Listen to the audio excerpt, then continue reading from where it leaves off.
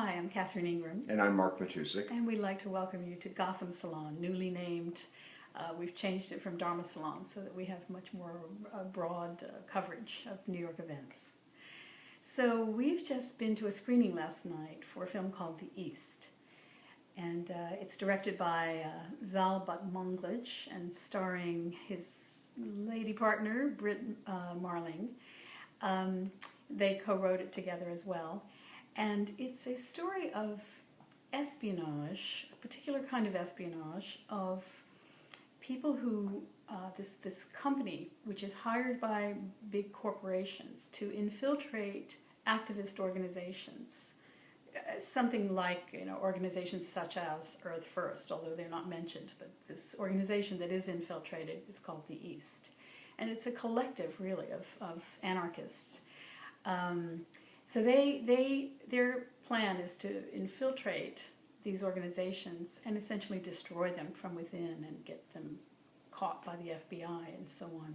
So they're hired by these criminal corporations who are enduring the actions of these activist groups.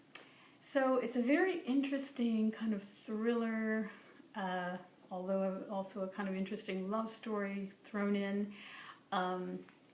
And brings up a lot of moral questions about what actions are okay to do in the face of the world being destroyed. Right. When is violence justified to fight violence? When is it justified to hurt other people in order to stop the earth being hurt? And for me, that was the disturbing, intriguing, and interesting piece of the film. Was what is right and what is wrong, who's guilty and who isn't, who's the culprit. There was a moment in the film when, I won't give it away, but I really felt that they were the culprits, these ostensibly, idealistic, helpful people. But that isn't black or white. And so it raises a lot of interesting questions, and it challenges the audience to ask him herself, what do you believe about how to protect the earth? What is justifiable,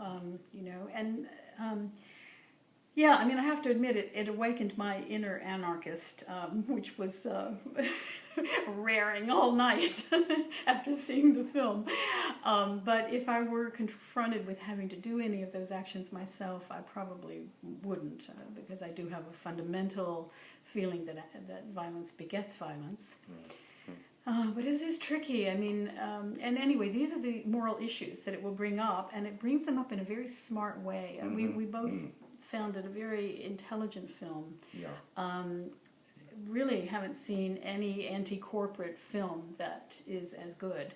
And I think one of the reasons why it had such verisimilitude is that the director, Zal, and Britt, the star, had spent part or most of a summer living as so-called freegans, dumpster diving, living among, the people who were out in the woods, in these collectives, and didn't touch money.